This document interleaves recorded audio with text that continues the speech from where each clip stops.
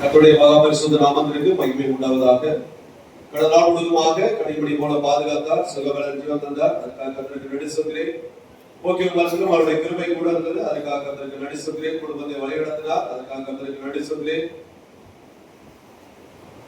செய்திக்காக காத்திருக்கும் போது அடியேற்கு உணர்த்தப்பட்ட வசனங்களை உங்கள் மத்தியிலே சொல்லிக்கொள்ள வாஞ்சிக்கிறேன். அந்த வசனங்களை நாம் தியானித்து நம்முடைய ஆத்மாவிற்கு பிரயோஜனப்படுத்திக் கொள்வோமாக.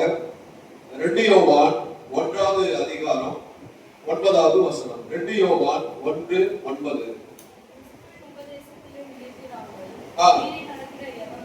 கிறிஸ்துவின் உபதேசத்திலே நிலைத்திராமல்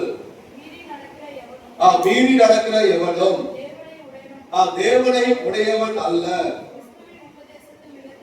கிறிஸ்துவின் உபதேசத்தில் நிலைத்திருக்கிறவனோ பிதாவையும் குமாரனையும் உடையவன். அருமையான தேவனுடைய பிள்ளைகளே, கிறிஸ்துவின் உபதேசத்தில் இந்த நாட்களில் பாருங்க, கிறிஸ்தவர்கள் பெருகிக் கொண்டிருக்கிறார்கள்.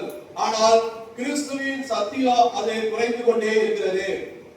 ஆலயத்திற்கு சபைக்கு செல்கிறவர்கள் அநேகராக இருக்கிறார்கள்.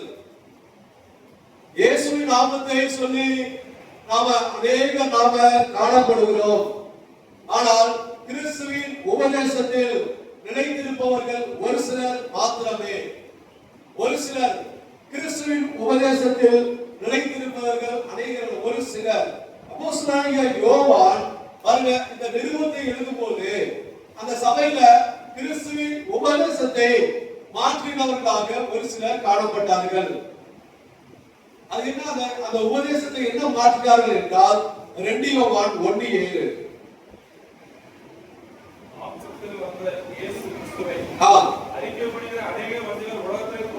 மாம்சத்தில் வந்த இயேசு கிறிஸ்துவை அறிக்கை பண்ணாத அநேக வஞ்சகர்கள் உலகத்திலே தோன்றியிருக்கிறார்கள். பாருங்க, அதாவது மாம்சத்தில் வந்த இயேசு, அவர் மாம்சத்தில் தான் வந்தார். அவரை ஏற்றுக்கொள்ள தேவையில்லை, அவர் ஒரு மனிதன் தான். அப்படி என்று கிறிஸ்துவின் உபதேசத்தை மாற்றி அவர்கள் போதித்தார்கள். அருமையான தேவனுடைய பிள்ளைகளே, அப்போஸ்தலர் யோவான் தெளிவாக சொல்கிறார், கிறிஸ்துவின் உபதேசத்தில் நிலைத்திருக்கிறவன் தேவனை உடையவன், அப்படி நிலைத்திராதவன் தேவனை உடையவன் அல்ல. அப்ப இந்த கிறிஸ்துவின் உபதேசம் அப்படின்னா நாம அறிந்து கொள்ள வேண்டும். அது என்ன கிறிஸ்துவின் உபதேசம்? கிறிஸ்துவின் உபதேசம் என்றால் இயேசு யார், என்ன போதித்தார், அவர் இயேசு எப்படி ஆள சொன்னார், இதனுடைய முழுமையானது கிறிஸ்துவின் உபதேசம். இந்த கிறிஸ்துவின் உபதேசத்தில் நிலைத்திருக்க வேண்டும். அதுதான் அப்போஸ்தலனாகிய யோவான் சொல்கிறார். அப்ப இந்த கிறிஸ்துவின் உபதேசத்தில் நிலைத்திருத்தல், இதை குறித்து இந்த நாட்கள்ல விரிவாக பார்க்கலாம்.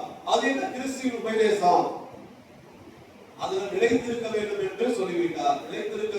நிலைத்திருக்கிறவன் தேவனை உடையவன், நிலைத்திராதவன் தேவனை உடையவன் அல்ல என்று சொல்லிவிட்டார். அப்ப கிறிஸ்துவின் உபதேசத்தை குறித்து நாம தெளிவாக விளக்கிக் கொள்ள வேண்டும்.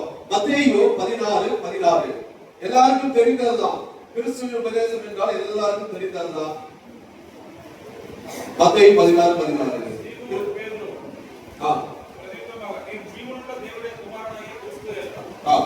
கிறிஸ்துவின் உபதேசம் யாராவது சொல்லுங்க, கிறிஸ்துவின் உபதேசம் என்ன? நீங்க இத்தனை வருஷம் நாம இயேசுவை ஏற்றுக்கொண்டு இருக்கிறோம், வேதத்தை படிக்கிறோம்.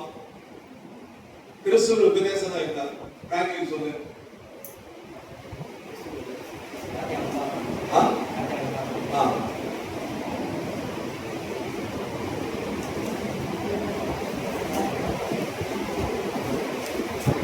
சரி, கிறிஸ்துவின் உபதேசம் சொல்லு. நம்ம பைபிள் எவ்வளவு பயன்படுத்தி கிறிஸ்துவின் உபதேசம், நம்ம அதை பேஸ் பண்ணி தான் நம்மளுடைய கிறிஸ்தவ வாழ்க்கையே இருக்கு. அது இல்லைன்னா கிறிஸ்தவ வாழ்க்கையே கிடையாது. அப்ப கிறிஸ்துவின் உபதேசம் தான் என்ன? அதாவது நாம விசுவாசிகள் யார் என்ன கேட்டாலும் தெளிவாக இருக்க வேண்டும். என்ன பதில் கேட்டாலும் கிறிஸ்துவின் உபதேசம் நாம் விசுவாசிக்கிறோம். யாரை விசுவாசிக்கிறோம்? ஐயா விசுவாசிக்கிறோமா, ஆண்டவர் விசுவாசிக்கிறோமா?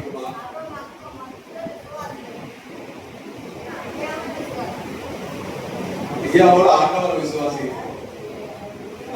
சரி, இப்ப நம்ம எல்லாரும் வந்திருக்கோம். ஆனா இது வந்து பேசிக். இது கிறிஸ்துவின் உபதேசத்தில் நிலைத்திருக்கிறது அப்படின்னா, அப்ப கிறிஸ்துவின் உபதேசம் என்ன? முதல் காரியம் பாருங்க, இயேசு தேவனுடைய குமாரன். இதுதான் முதல் காரியம். இயேசு தேவனுடைய குமாரன்.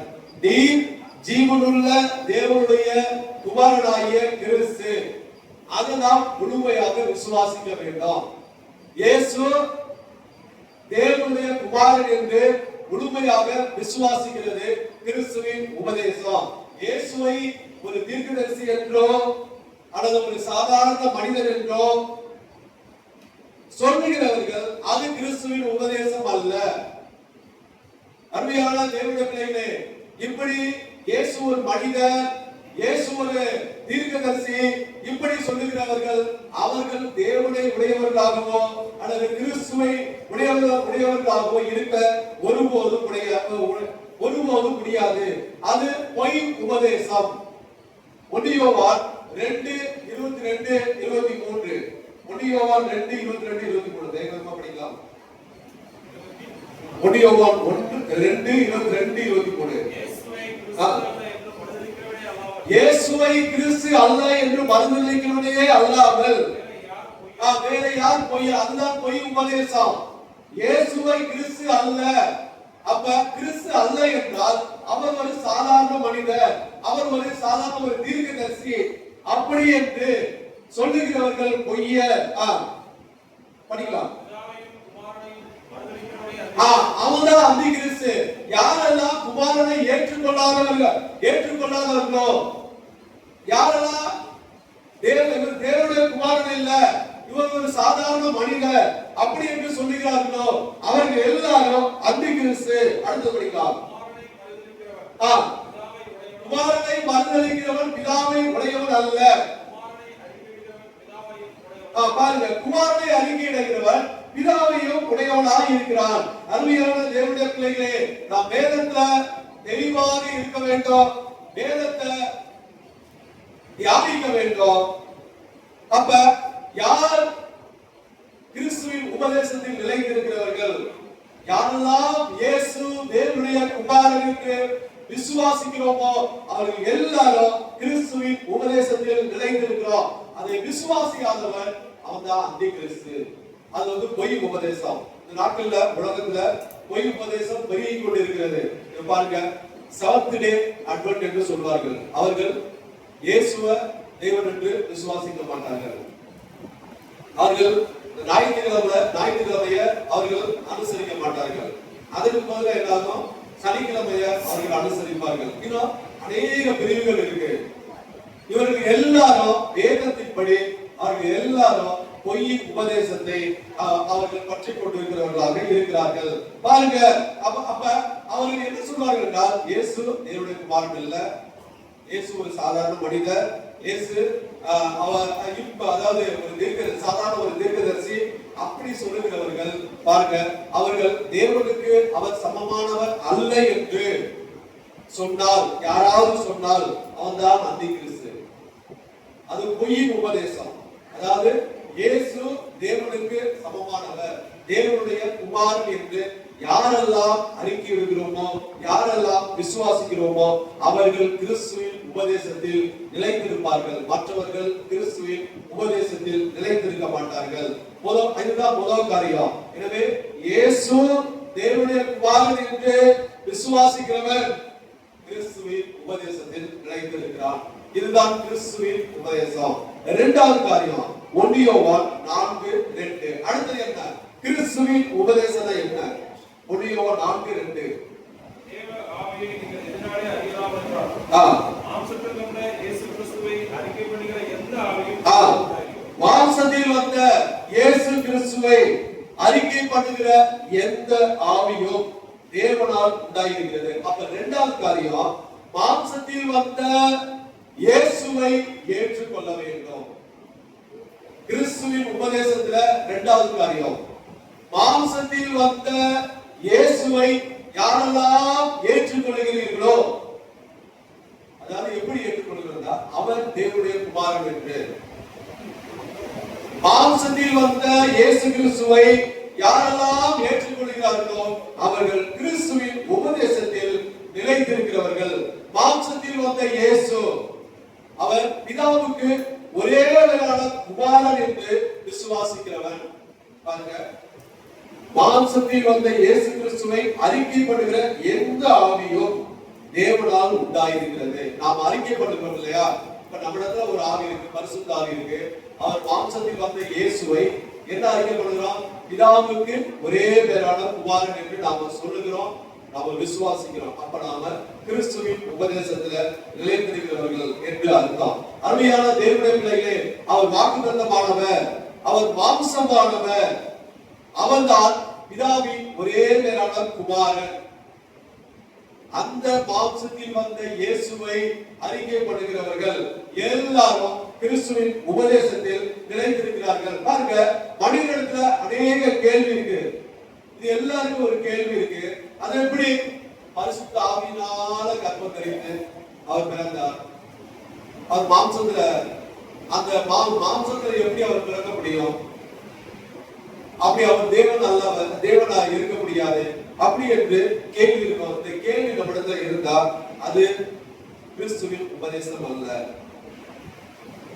அருமையான தேவனுடைய பிள்ளைகளே, மாம்சம் இல்லைன்னா, அந்த மாம்சம், அந்த சரீரம் இல்லைன்னா அவர் சிலுவையில அறைந்திருக்க முடியாது. அப்படி சிலுவையில அறைந்திருக்கிற இல்லாவிட்டால் ரத்தம் சிந்திருக்க முடியாது.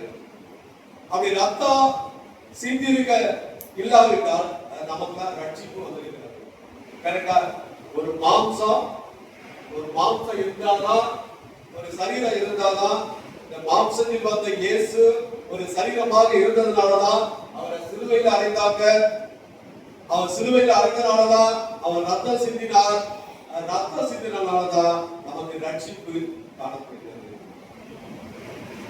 மாம்சம் இல்லை எனில் சிலுவை இல்லை, சிலுவை இல்லை எனில் ரத்தம் சிந்துதல் இல்லை, ரத்தம் இல்லை எனில் ரட்சிப்பு இல்லை. அருமையான தேவனுடைய பிள்ளைகளே, இந்த உபதேசத்தை ஏற்றுக்கொள்ளாதவன் கிறிஸ்துவின் உபதேசத்துல ஒருபோது நிலைத்திருக்க முடியாது. அவர்கள் தேவனை உடையவர்கள் அல்ல.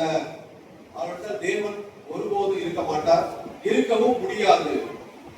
அப்ப இரண்டாவது காரியம், மாம்சத்தில் வந்த இயேசுவை யாரெல்லாம் ஏற்றுக்கொள்கிறார்களோ அவர்கள் கிறிஸ்துவின் உபதேசத்திலே நிலைத்திருக்கிறவர்களாக இருக்கிறார்கள். மூன்றாவது காரியம், கிறிஸ்துவின் உபதேசத்தில் நிலைத்திரு யாரெல்லாம், கிறிஸ்துவின் உபதேசம் என்ன?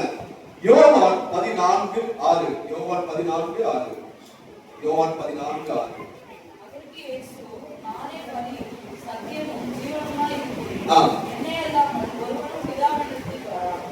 நானே வழியும் சத்தியமும் ஜீவனுமாய் இருக்கிறேன், என்னையே அல்லாமல் ஒருவனும் பிதாவினிடத்தில் வரான். மூன்றாவது காரியம் பாருங்க, அதாவது ரட்சிப்பு இயேசுவினால் மாத்திரம்தான். இதை யார் விசுவாசிக்கிறார்களோ அவர்கள் கிறிஸ்துவின் உபதேசத்தில் நிலைத்திருக்கிறவர்கள். ரட்சிப்பு இயேசுவினால் மாத்திரமே, ரட்சிப்பு இயேசுவினால் மட்டுமே. பாருங்க, ரட்சிப்பு பல வழிகளில் இருக்கிறது என்று இயேசு எங்கேயாவது சொல்லியிருக்கிறாரா? இந்த வேதத்துல இயேசு வாழ்ந்த நாட்கள்ல அல்லது அப்போஸ்தலர்கள் வாழ்ந்த நாட்கள்ல யாராவது சொல்லியிருக்கிறார்களா? ரட்சிப்பு பல வழிகளில் இருக்கிறது, இயேசு ஒருவர் மாத்திரம் ரட்சிப்பு கிடையாது அப்படி என்று இயேசுவும் சொல்லல, அவரை ஃபாலோ பண்ணல அப்போஸ்தலர்களும் சொல்லல, இந்த வேதத்திலையும் எழுதப்படவில்லை.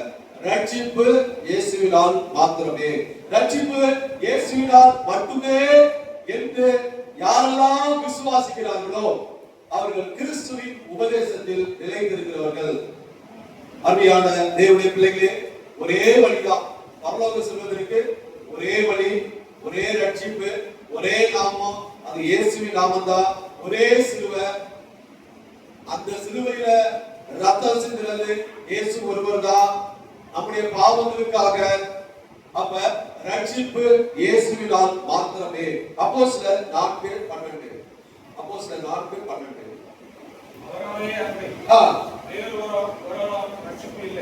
அப்ப பாருங்க, வேதத்துல தெளிவாக எழுதப்பட்டிருக்கு, அவராலே அன்றி வேறு ஒருவராலும் ரட்சிப்பு இல்லை. நாம் ரட்சிக்கப்படும்படிக்கு வானத்திற்குள்ளும் மனுஷர்களுக்குள்ளே நாமே அல்லாமல் வேறொரு நாமம், வேற ஒரு எந்த நாமமும் இல்ல. அவராலே எப்படி வேற ஒருவராலும் ரட்சிப்பு இல்ல. அப்ப ரட்சிப்பு இயேசுவினால் மாத்திரமே. இப்ப மற்றவர்கள் என்ன சொல்லுவார்கள்? அதாவது எல்லா மதங்களும் தேவனை முக்தி அடைய முடியும், அது மற்றவர்கள் சொல்லுவார்கள். எல்லா மதங்களும் ஒவ்வொருவரும் சீக்கிய மதம் ஒரு இதை ஃபாலோ பண்ணுவாங்க, முஸ்லிம் சொல்றது ஃபாலோ பண்ணுவாங்க, இந்து சொல்றது ஃபாலோ பண்ணுவாங்க, புத்தி சொல்றது ஃபாலோ பண்ணுவாங்க. அப்ப எல்லா மதங்களும் சொல்றது நாங்க தேவனை அடைய முடியும், முக்தி அடைய முடியும். அப்ப அடுத்து என்ன சொல்லுவாங்க? அதாவது நல்ல மனிதனாக வாழ்ந்தால் மாத்திரம் போதும், அப்ப நல்ல செயல்கள் போதும், நல்ல செயல் செஞ்சா போதும், அவர்கள் பரலோகத்தை அடைய முடியும், பரலோகத்துக்கு செல்ல முடியும். இப்ப இருக்கிற அநேக வாலிபர்களுக்கு இந்த இது இருக்கு. அதாவது இயேசு மாத்திரம் கிடையாது, நல்ல நல்ல மனிதனாக இருந்தா போதும், நல்ல கிரியை செஞ்சா போதும். இந்த கேள்வி எல்லாருக்கும் இருக்கு. அருமையான தேவனுடைய பிள்ளைகளே, கலாத்தியர் 2:16, கலாத்தியர் 2:16 வேதம் என்ன சொல்லுகிறது அதை குறித்து நாம பார்ப்போம். கலாத்தியர் 2:16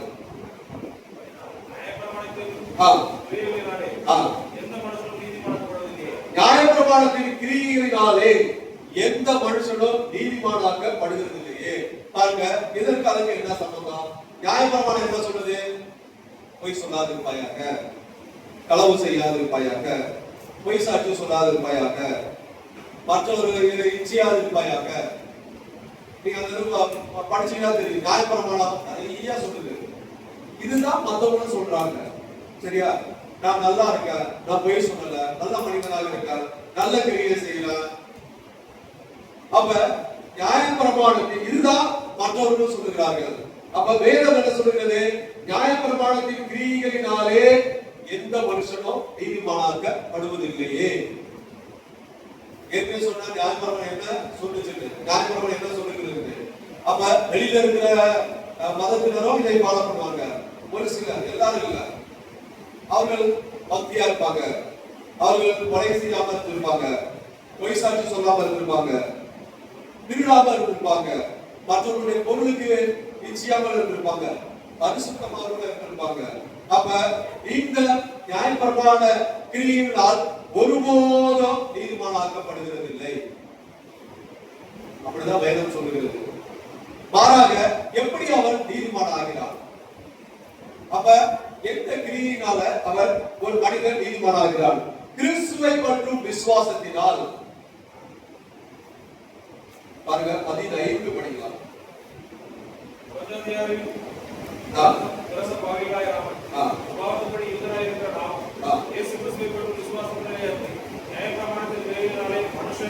இயேசு கிறிஸ்துவை பற்றும் விசுவாசத்தினாலேயே அன்றி.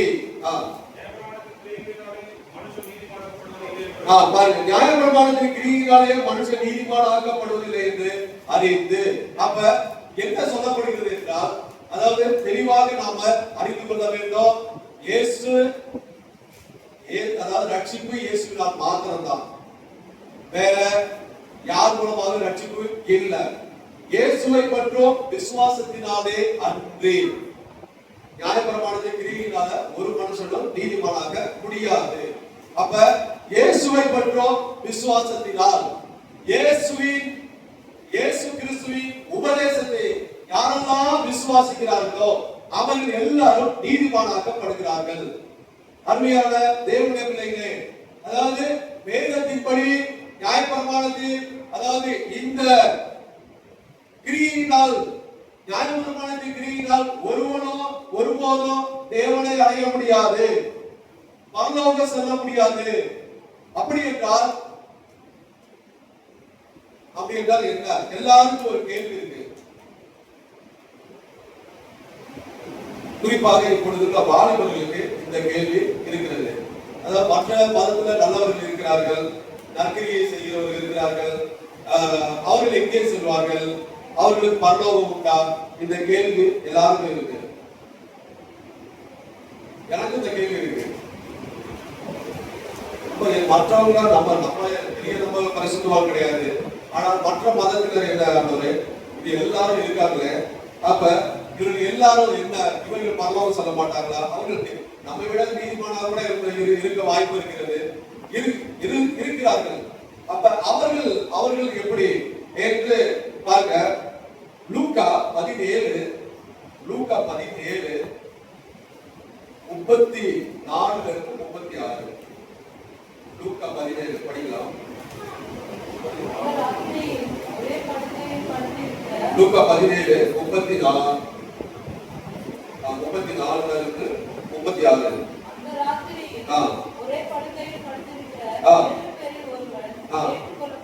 ஒருவர் ஏற்றுக்கொள்ளப்படுவார், மற்றவர் கைவிடப்படுவார். ஒருத்தி ஏற்றுக்கொள்ளப்படுவார், மற்றவர் கைவிடப்படுவார். ஒருவர் ஏற்றுக்கொள்ளப்படுவார், மற்றவர் கைவிடப்படுவார் என்று உங்களுக்கு சொல்லுகிறேன். நீங்க எப்ப நடக்கும் என்றால் இயேசு கிறிஸ்து வரும்போது நடக்கும். இதுல இருந்து நீங்க என்ன புரிஞ்சிருக்கீங்க? இந்த வசனத்துல இருந்து நீங்க சொல்லுங்க, நீங்க என்ன புரிஞ்சிருக்கிறது? புரியல. என்ன புரிஞ்சிருக்கு? இயேசு கிறிஸ்து வரும்போது இது நடக்கும் என்று சொல்லிருக்கு. நீ சொல்லுங்க, இதை என்ன புரிஞ்சிருக்கு?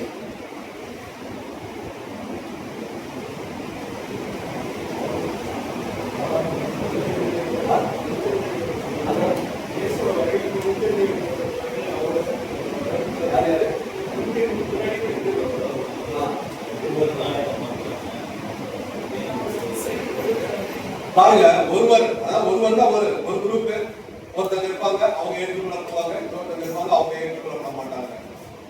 இயேசு வருகையின் போது இப்ப பாருங்க, இது நான் அறிந்து கொண்டது, இது சத்தியம்லாம் கிடையாது, நான் அறிந்து கொண்டதை சொல்றேன்.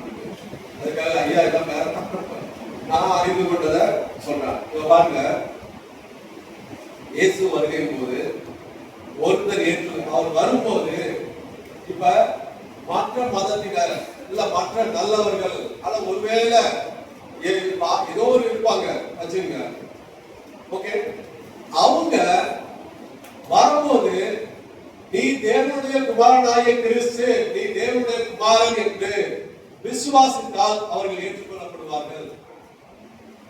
அது எப்படி சொல்றீங்க? அப்ப நாங்கதான் இவ்வளவு நாள் இருந்தோம், அதெல்லாம் இது என்னோட இதுதான், என்னோட கருத்து இருக்கலாம்.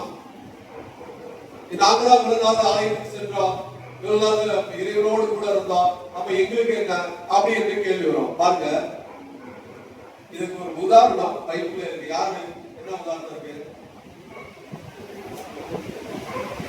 இதுக்கு ஒரு உதாரணம் இருக்கு. சிலுவையில் அறையப்பட்ட கல்லா, சரியா? அவன் யாரும் எடுத்தானா? இல்ல. அவன் பரிசுத்தம் எடுத்தானா? அவன் நல்லவனா கூட இருந்தானா? அவன் இருந்தவன் கல்ல சிலுவையில் எடுத்தான், அதாவது சிறைச்சாலையில் இருந்தவன், சரியா?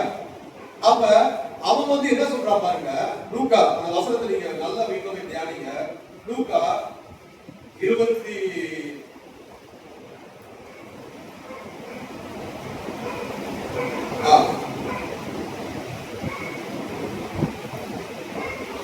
39 வசனம் படிக்கலாம். லூக்கா 23 39.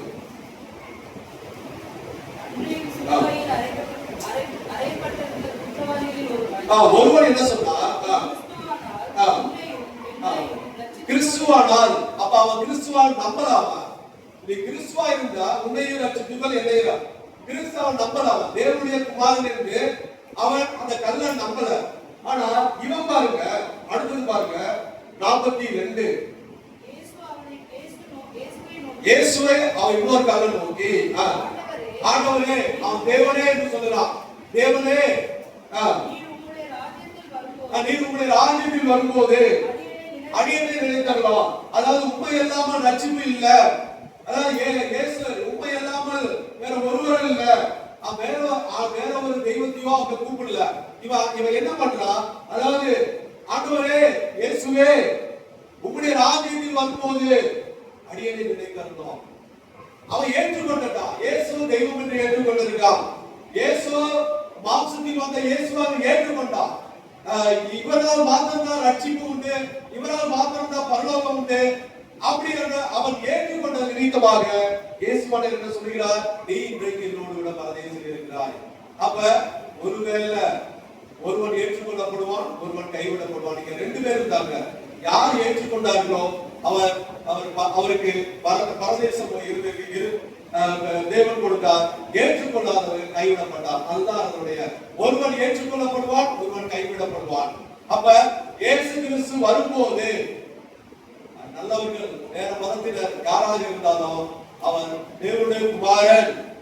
நீ எல்லாம் நடக்கிறதை பார்த்து அவன் உண்மையாகவே அவன் மனம் திரும்பி, அதாவது நீ தேவனுடைய குமாரனாய கிறிஸ்து என்று யாரெல்லாம் ஏற்றுக்கொள்கிறார்களோ அவர்களுக்கு பரதேசம், அதாவது நீ இன்றைக்கு என்னோடு கூட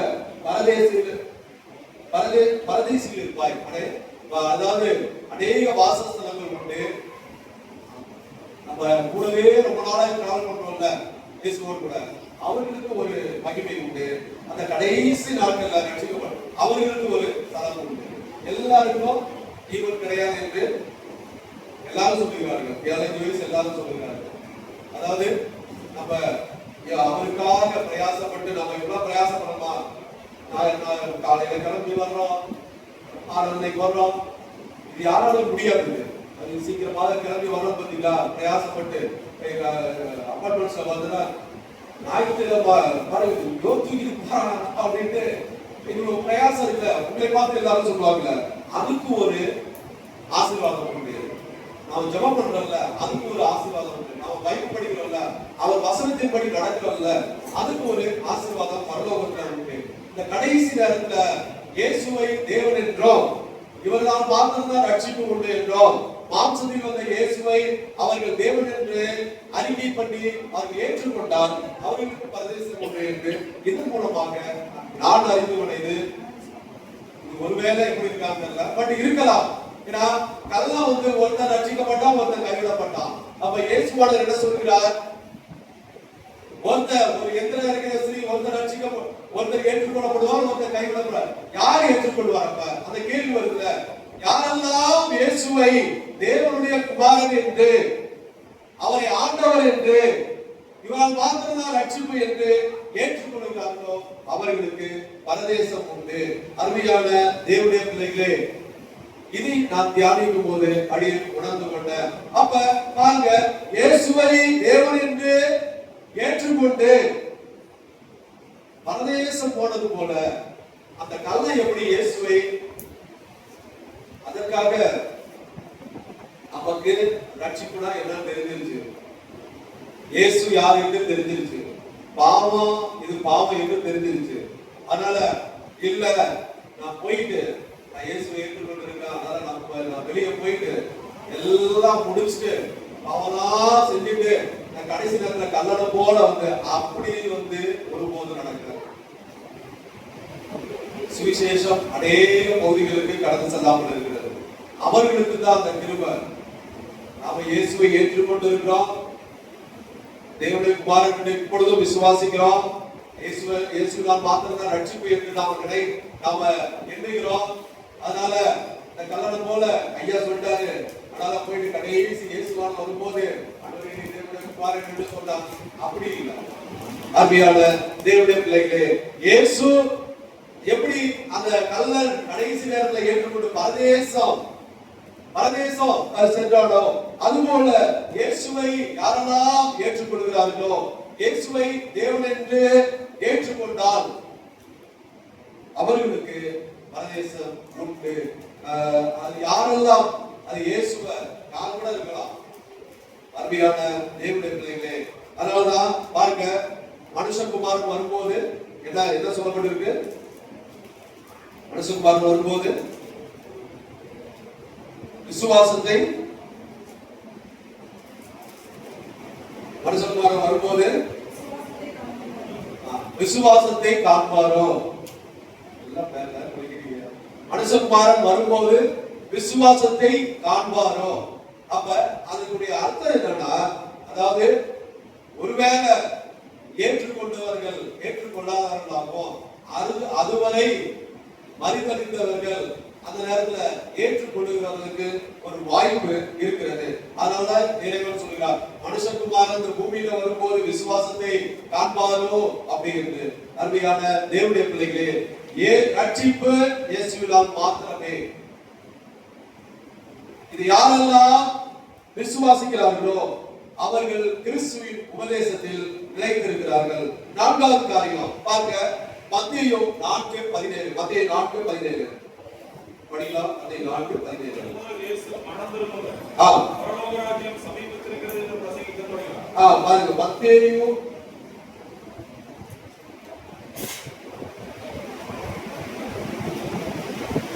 பாருங்க 4:17.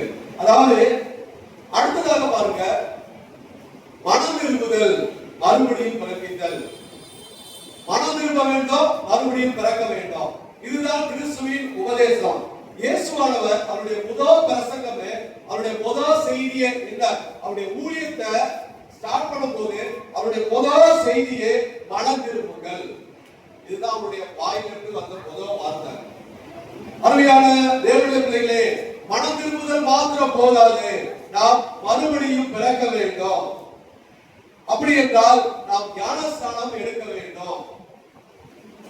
அதுதான் வேதத்துல யோவான் 3:3 அதிகாரம் 3 5 வரை நீங்க குறித்துக் கொள்ளலாம். யோவான் 3:3 5 வரை எழுதப்பட்டிருக்கிறது. அருமையான தேவனுடைய பிள்ளைகளே, அப்ப மறுபடியும் பிறக்க வேண்டும். அப்படி என்றால் ஞானஸ்நானம் எடுக்க வேண்டும். ஒருவன் மனம் திரும்பி ஞானஸ்நானம் எடுத்தால் அவன் கிறிஸ்துவின் உபதேசத்துல நிலைத்திருக்கிறான். இந்த உபதேசத்திற்கு நாம அறிந்தோ நாம ஞானஸ்நானம் எடுக்காமல் இருந்தால் அவர்கள் கிறிஸ்துவின் உபதேசத்துல நிலைத்திருக்காதவர்கள் என்று அர்த்தம். முதலாவது நாம் மனம் திரும்ப வேண்டும், அதுக்கப்புறம் நாம ஞானஸ்நானம் எடுக்க வேண்டும். இதுதான் கிறிஸ்துவின் உபதேசம். மனம் திரும்புதல் எப்படி உண்டாகும் பாருங்க. இப்ப மனம் திரும்புதல் எப்படி உண்டாகும்? அது தேவன் ஒருவன் பேர் வைக்கிற அளவற்ற கிருபை. தேவன் நம்ம மேல் வைத்த கிருபையினால நம்ம மனம் திரும்பி இருக்கிறோம், நம்ம ரட்சிப்புக்குள் வந்திருக்கிறோம். அது அவருடைய கிருபையினால தான். நாம ரொம்ப நல்லவர்கள் அப்படி இல்லை, அவர் நம்மே வைத்த கிருபையினால். அப்ப மனம் திரும்புதல் அவர் நம்மே வைத்த இரக்கத்தினால், நம்மே வைத்த அளவற்ற கிருபையினால் மனம் திரும்புதல் உண்டாகும். பாருங்க, மற்றவர்கள் என்ன சொல்லுவார்கள், அதாவது வெளியில இருக்கிறவர்கள் என்ன சொல்லுவார்கள், மனம் திரும்புதெல்லாம் தேவையில்லை, பாவம் ஒரு பிரச்சனையே இல்லை, பாவம் நல்லா ஜாலியா இருக்கும். அதாவது பெண் கொடுத்த குடித்தோம், ஜாலியா இருக்கும் அப்படி இருக்கு. இது ஒரு பொய் உபதேசம். இயேசு கிறிஸ்து வருவர நம்ம ஜாலியா இருக்கலாம். நோவா இருந்த காலத்துல நடக்கிறது போல நம்ம இருக்கக்கூடாது. நல்லா ஜாலியா இருக்கலாம், மனம் திரும்புதல் தேவையில்லை, நல்ல பாவம் ஒரு பிரச்சனையே இல்லை என்று மற்றவர்கள் சொல்வார்கள். அப்படி யாராவது சொன்னா அது பொய் உபதேசம். அடுத்ததாக பாருங்க, இது கிறிஸ்துவின் உபதேசத்துல என்ன? நான்காவது காரியம், மனம் திரும்புதலும் மறுபடியும் பிறக்க வேண்டும். மனம் திரும்பி மறுபடியும் பிறக்க வேண்டும். மனம் திரும்பி ஞானஸ்நானம் எடுக்க வேண்டும். இது நான்காவது கிறிஸ்துவின் உபதேசம். 5 பாருங்க, யோவான் 8:31. யோவான் 8:31. நீங்க 10 வருஷம் கேட்டா இதை நீங்க சொல்லணும். அதாவது 10 வருஷம் கழிச்சு யாராவது கேட்டா கூட கிறிஸ்துவின் உபதேசம் என்ன அப்படின்னா, இயேசு தேவனுடைய குமாரன், இதை விசுவாசிக்க வேண்டும். மாம்சத்துக்கு வந்த இயேசுவை ஏற்றுக்கொள்கிறவன், இதை நீங்க நம்ப வேண்டும், விசுவாசிக்க வேண்டும். ரட்சிப்பு இயேசுவினால் மாத்திரம்தான். அப்புறம் மனம் திரும்பி ஞானஸ்நானம் எடுக்கிறது. இதுதான் கிறிஸ்துவின் உபதேசம். அடுத்தது பாருங்க, யோவான் 8:31.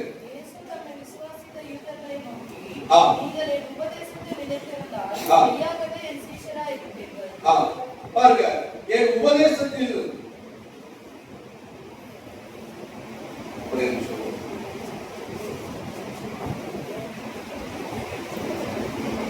என் உபதேசத்தில் நிலைத்திருந்தால் மெய்யாகவே என் சீஷராய் இருப்பீர்கள். பாருங்க, சத்தியத்தையும் அறிவீர்கள், சத்தியம் உங்களை விடுதலையாக்கும். 5வது காரியம் பாருங்க, இயேசுவின் போதனைகளுக்கு கீழ்ப்படிதல். இதுதான் கிறிஸ்துவின் உபதேசம்.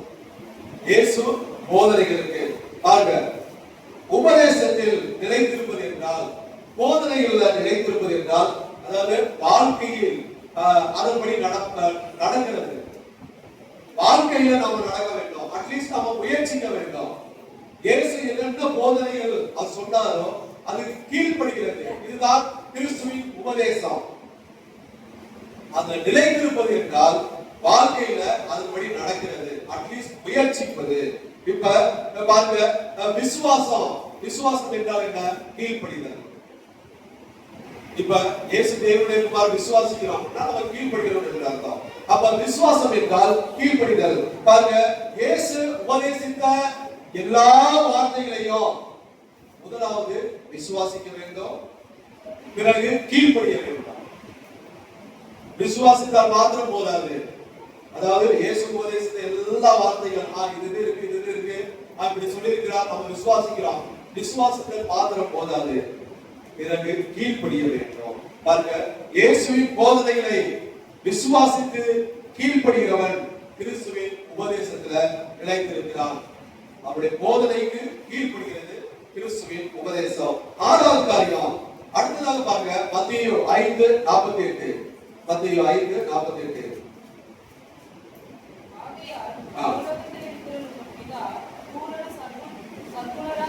பூரண சத்குணராய் இருக்கிறது போல பாருங்க. அப்படி என்றால் பரிசுத்த பாவத்திலிருந்து விடுதலை, இது கிறிஸ்துவின் உபதேசம்.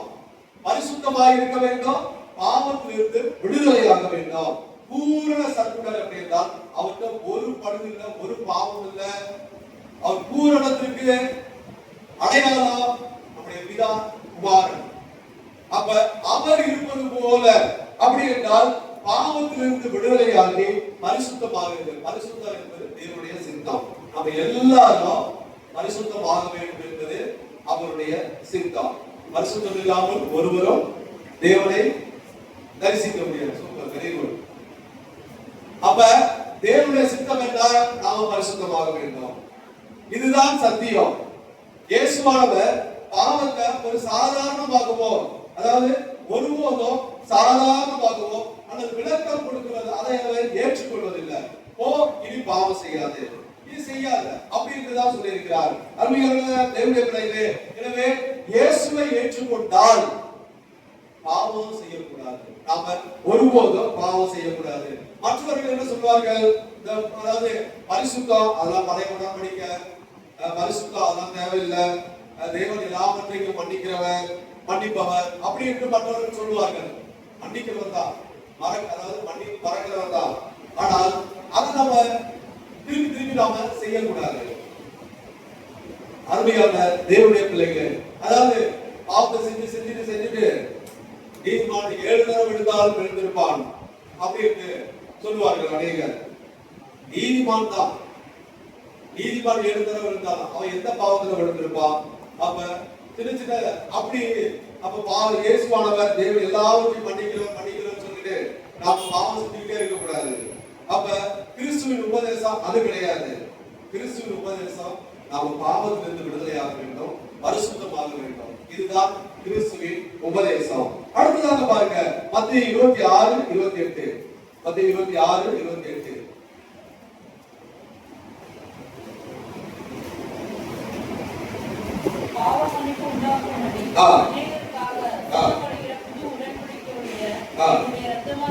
பாவ மன்னிப்பு உண்டாகும்படி அநேகருக்காக சித்தப்படுகிற புது உடன்படிக்கைக்குரிய என்னுடைய ரத்தம். பாருங்க, 7வது காரியம், அதாவது சிலுவை மற்றும் ரத்தம். இயேசுவின் ரத்தம் இல்லாமல் மன்னிப்பு இல்லை. அவர் ரத்தத்தினால் மாத்திரம் தான் மன்னிப்பு. சிலுவை இல்லாமல் கிறிஸ்துவமே இல்லை. யாரெல்லாம் நீங்க வெளியில அவரு சிலுவையில் அறையப்பட்ட, எதுக்காக சிலுவையில் அறையப்பட்ட யாராவது சொன்னாலும் சிலுவை இல்லாமல் கிறிஸ்துவமே இல்லை. கிறிஸ்துவம் என்றால் அது சிலுவை தான். அருமையான தேவனுடைய பிள்ளைகளே, நம்முடைய பாவ மன்னிப்பு பாருங்க, கிறிஸ்துவானவர் சிலுவையில் ரத்தம் சிந்துவதினால் உண்டானது. நமக்கு எப்படி பாவம் மன்னிக்கப்பட்டது? அவர் இந்த பூமிக்கு வந்து இந்த உலகத்துல ஜீவித்து ஆலோசனை போதனைகளை கொடுத்து அவர் சிலுவையில பொதுவாக, அதாவது இதுதான் குறிப்பாக சிலுவையில ரத்தம் சிந்துறதுனாலதான் நமக்கு இந்த நாட்கள்ல நம்முடைய பாவங்கள் மன்னிக்கப்பட்டிருக்கிறது. இதை யார் விசுவாசிக்கிறார்களோ அவர்கள் கிறிஸ்துவின் உபதேசத்துல நிலைத்திருக்கிறார்கள். அருமையான தேவனுடைய பிள்ளைகளே, இயேசுவின் ரத்தத்தினாலும் சிலுவையினாலும் பாவ மன்னிப்பு உண்டு என்று யாரெல்லாம் விசுவாசிக்கிறார்களோ அவர்கள் கிறிஸ்துவின் உபதேசத்தில் நிலைத்திருக்கிறார்கள். அருமையான தேவனுடைய பிள்ளைகளே, இப்ப நாம் பாருங்க, கிறிஸ்துவின் உபதேசத்தில் நிலைத்திருக்கிற நான் சொல்லியிருக்கேன் 7 காரியம் சொன்னேன். என்னென்ன 7 காரியம்?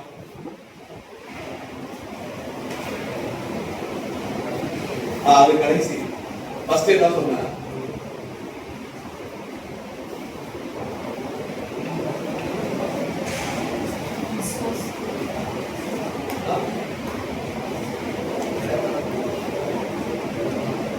காரியம் சொன்னார்.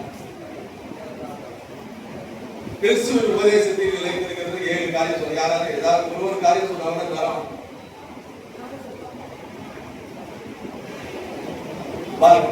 முதல் காரியம் தேவனுடைய குமாரன் என்று விசுவாசிக்க வேண்டும். இயேசுவை தேவனுடைய குமாரன் என்று விசுவாசிக்க வேண்டும். இரண்டாவது காரியம் மாம்சத்தில் வந்த இயேசுவை ஏற்றுக்கொள்ள வேண்டும். இப்பயே தெரியல, 10 வருஷம் கழித்து எங்களுக்கு என்ன தெரியும்? நன்றாக, அதாவது இதுதான் கிறிஸ்துவின் உபதேசம். நாம் வேதத்தை படிக்கணும், தியானிக்கணும். யாரும் நம்மளைய ஒருபோதும் வேதத்தை தியானிக்க ஒருபோதும் நம்மளைய ஏமாற்ற முடியாது. முதலாவது இயேசு தேவனுடைய குமாரன் என்று விசுவாசிக்க வேண்டும். இரண்டாவது மாம்சத்தில் வந்த இயேசுவை ஏற்றுக்கொள்ள வேண்டும். மூன்றாவது ரட்சிப்பு இயேசுவினால் மாத்திரம் உண்டு, அதை விசுவாசிக்க வேண்டும். நான்காவது மனம் திரும்பி ஞானஸ்நானம் எடுக்க வேண்டும். ஐந்தாவது இயேசுவின் வார்த்தைகளுக்கு போதனைகளுக்கு கீழ்ப்படிய வேண்டும். ஆறாவது பாவத்திலிருந்து விடுதலையாகி பரிசுத்தம் ஆக வேண்டும். ஏழாவது இயேசுவின் ரத்தம் இல்லாமல் பாவ மன்னிப்பு இல்லை என்று நாம் உணர வேண்டும். ரத்தத்தினால் மாத்திரம்தான் மன்னிப்பு உண்டு. இதுதான் கிறிஸ்துவின் உபதேசம். சுருக்கமாக நான் உங்களுக்கு சொல்லியிருக்கிறேன். இப்ப கிறிஸ்துவின் உபதேசத்தில் இப்ப எல்லாரும் நீங்க விசுவாசிக்கிறீங்களா? எல்லாரும் விசுவாசிக்கிறீங்க. யாராவது விசுவாசிக்காம இருக்கிறோமா? சொல்லுங்க. இயேசு தேவனுடைய குமாரன் யாராவது இல்ல, தேவனுடைய குமாரன் இல்ல யாராவது சொல்றீங்களா? இல்ல. மாம்சத்தில் வந்த இயேசுவை எல்லாரும் ஏற்றுக்கொள்றோம், எல்லாரும் ஏற்றுக்கொள்றோம். ரட்சிப்பு இயேசுவினால் மாத்திரம் தான் உண்டு. மனத்திற்கு ஞானஸ்நானம் எல்லாரும் ஞானஸ்நானம் பண்ணுவோம். ஓகே, எல்லாரும் இயேசு ரத்தத்தினால தான் மாத்திரம் மன்னிப்பு உண்டு என்று எல்லாருக்கும் அறிந்திருக்கிறோம். அப்ப கிறிஸ்துவின் உபதேசத்தில் நிலைத்திருக்கிறவர்கள் எல்லாரும் பரலோகம் செல்ல முடியுமா? போயிடலாமா? இந்த உபதேசத்தில் நிலைத்திருந்தாலே போதும். சரி, போலான்னு சொல்றாங்க. அதாவது கிறிஸ்துவின் உபதேசத்துல நிலைத்திருந்தால் மாத்திரம் போதும், பரலோகம் செல்லலாம். அப்படியான தேவனுடைய, அதாவது நீங்க நம்புறீங்க, நாம் எல்லாரும் கிறிஸ்துவின் உபதேசத்துல நிலைத்திருக்கிறோம், விசுவாசிக்கிறோம். இதை யாராவது விசுவாசிக்காமல் இருக்கிறீர்களா? இல்ல, எல்லாரும் விசுவாசிக்கிறோம். அப்ப எனக்கு ஒரு கேள்வி, இது எல்லாத்தையும் நிலைத்திருக்கிறோம், எல்லாம் பண்றோம், ஏன் இன்னும் நாம் இன்னும் பரிசுத்தமாகல? கிறிஸ்துவின் உபதேசத்துல நாம் நிலைத்திருக்கிறோம், அப்புறம் ஏன் இன்னும் நாம பரிசுத்தம் உண்டாகவில்லை? அப்புறம் ஏன் இன்னும் நம்மளுடைய வாழ்க்கை மாறவில்லை? கிறிஸ்துவின் உபதேசத்தில் நிலைத்திருந்தா இதெல்லாம் மாறி இருக்கும். சரியா? அப்ப ரேங்கிங் படி பார்த்தா மாறி இருக்கணும், பரிசுத்தம் உண்டாயிருக்கணும், வாழ்க்கை மாறி இருக்கணும். அதாவது வாழ்க்கைனா முன்னாடி ரட்சிக்கப்படாத மாறி இருக்கும். இல்லைன்னா சொல்லவே இல்லை, மாறி இருக்கும். அப்புறம் ஏன் உலக காரியங்களுக்கு பின்னால நாம ஓடுகிறோம்? அதையே அதை குறித்து நாம ஓடுகிறோம். ஏன் வசனம் நம்மளுடைய மனதில் பதிய மாட்டேங்குது? ஏன் சொல்லுகிற எல்லாம் பண்றோம், அப்புறம் ஏன் வசனம் நமக்கு புரிய மாட்டேங்குது, பதிய மாட்டேங்குது? அப்புறம் ஏன் இயேசுவின் 2வது வருகை குறித்த ஒரு கவலையோ ஒரு எண்ணமோ நம்மளதுல உருவாகவில்லை? இந்த கேள்வி நீங்களே கேளுங்க. ஆண்டவரே, நான் கிறிஸ்துவின் உபதேசத்தில் நிலைத்திருக்கிறார், தேவனுடைய குமாரன் மாம்சத்தில் வந்த இயேசுவோட அறிக்கை என்றார், ரட்சிப்பு குமாரன் எல்லாம் இருக்கு, அப்புறம் ஏன் இன்னும் என் வாழ்க்கையில பரிசுத்தம் உண்டாகல? அப்புறம் ஏன் ஆண்டவரே இன்னும் என்னுடைய வாழ்க்கை மாறவில்லை? ஏன் இந்த உலக காரியங்களுக்கு பின்னாலேயே நான் ஓடி கொண்டிருக்கிறேன்? அப்புறம் ஏன் என் வசனம் என்னுடைய மனதுல பதியல, ஏன் வசனத்தின்படி நான் நடக்க முடியல, என்னால ஏன் இயேசுவின் இரண்டாவது வருகை குறித்த ஒரு கவலையோ ஒரு எண்ணமோ என்னிடத்துல உண்டாகவில்லை.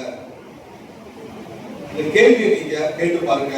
அருமையான தேவனுடைய பிள்ளைகளே, இதற்கு பதில் என்னன்னா, அதாவது நாம சத்தியத்தை நம்புகிறோம். இந்த கிறிஸ்துவின் உபதேசத்தை எல்லாரும் நம்புறோம்.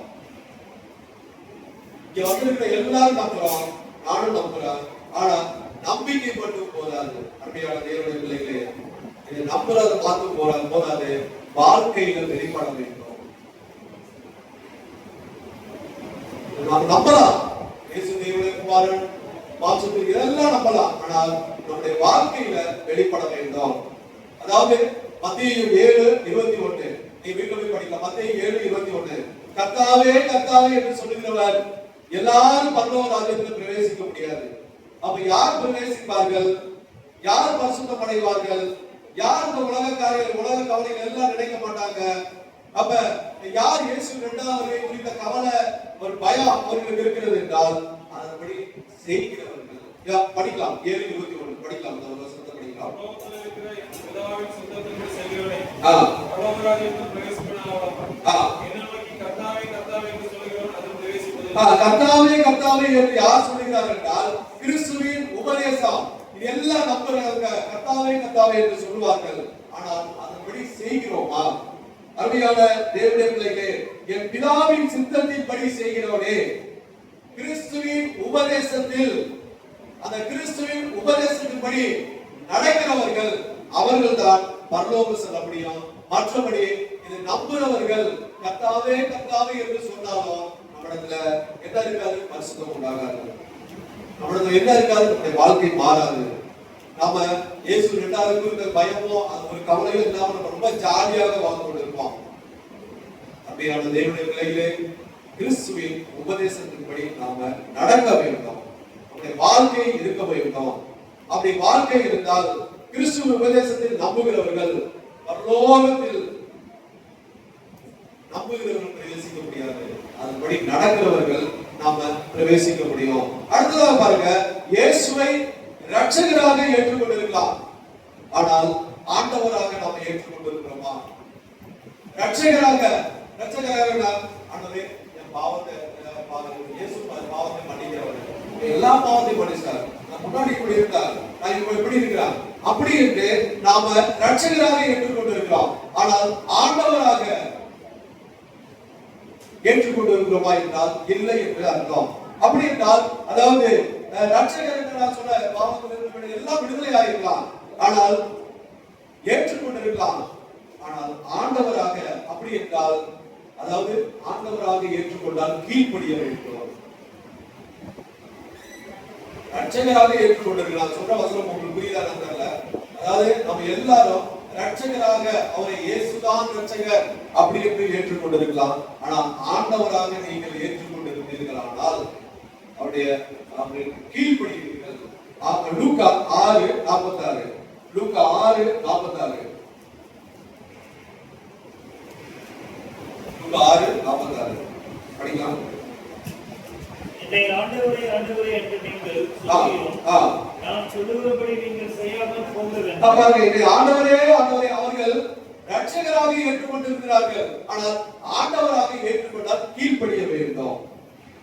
அருமையான தேவனுடைய பிள்ளைகளே, அடுத்ததாக பாருங்க, உலக ஆசைகள் நம்மை பற்றி கொள்வதால் மத்தேயு 13:22 உலக ஆசைகள் நம்மை பற்றி கொள்வதால், அதாவது வசனத்தை வாரந்தோறும் நம்ம கேட்கிறோம், வீட்டுல படிக்கிறோம், எல்லாம் பண்ணுகிறோம். ஆனால் உலக கவலைகளும் ஐஸ்வர்யத்தின் மயக்கம் இருப்பதால் என்ன ஆகுது?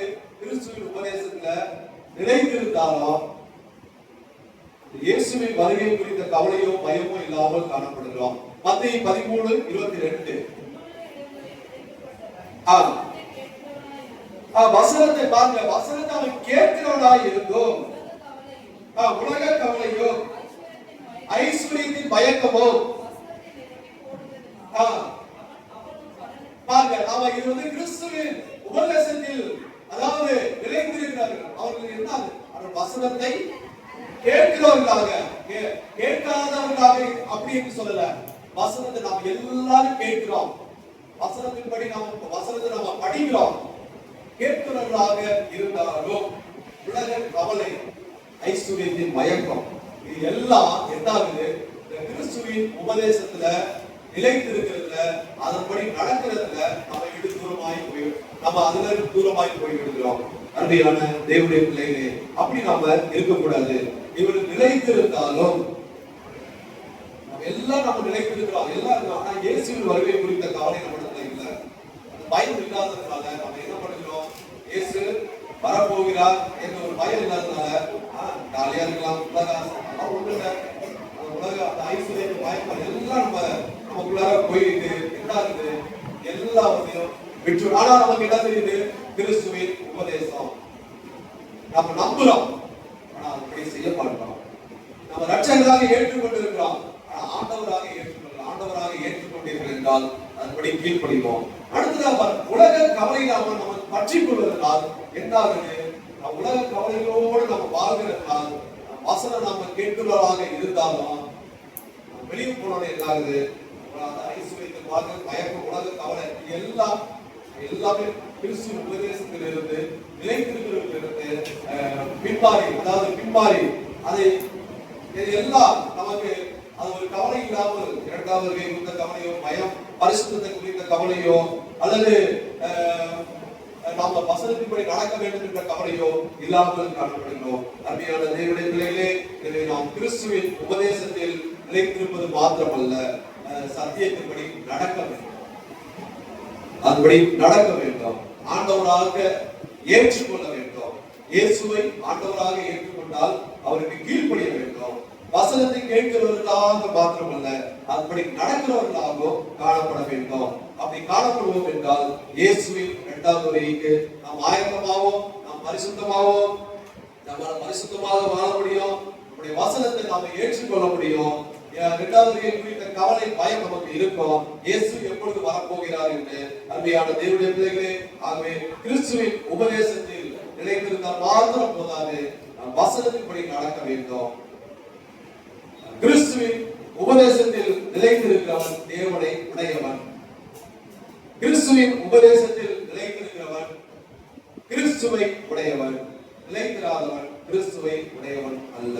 அப்படியான தேவனுடைய பிள்ளைகளே, இந்த சத்தியத்தை நீங்க அறிந்து கொள்ளுங்க. யாரு கேட்டாலும் நீங்க சொல்லுங்க, கிறிஸ்துவின் உபதேசம் என்றால் என்ன அப்படின்னு நீங்க தைரியமாக சொல்ல வேண்டும். வேதத்தை நன்றாக படிங்க, வேதத்தை ஆராய்ச்சி பண்ணுங்க, வேத தியானம் பண்ணுங்க. கர்த்தர் நம்மை, அதாவது வேதம் உங்களோடு பேசட்டும். வேதத்தின்படி நாம நடந்தோம் என்றால் நம்முடைய வாழ்க்கை பரிசுத்தமாகும். உலக கவலை, ஐஸ்வர்யத்தின் மயக்கம், இது எல்லாம் நம்மிடத்துல இருக்காது. இயேசுவை குறித்த இரண்டாவது வருகை குறித்த கவலை நம்மிடத்துல அவரை எதிர்நோக்கி காத்துக் கொண்டிருப்பதாக நாம காணப்படுவோம். கிறிஸ்துவின் உபதேசத்தில் நிலைத்திருக்கிறவர்களாக மாத்திரமல்ல, அதன்படி சத்தியத்தின்படி நடக்கிறவர்களாக நாம பிரயாசப்பட வேண்டும். அந்த வார்த்தைகளை ஆசீர்வதிப்பார்கள். ஆமென். ஹalleluya. சோத்ர சோத்ர சோத்ர சோத்ர சோத்ர சோத்ர சோத்ர. ஹalleluya ஹalleluya ஹalleluya ஹalleluya ஹalleluya ஹalleluya ஹalleluya.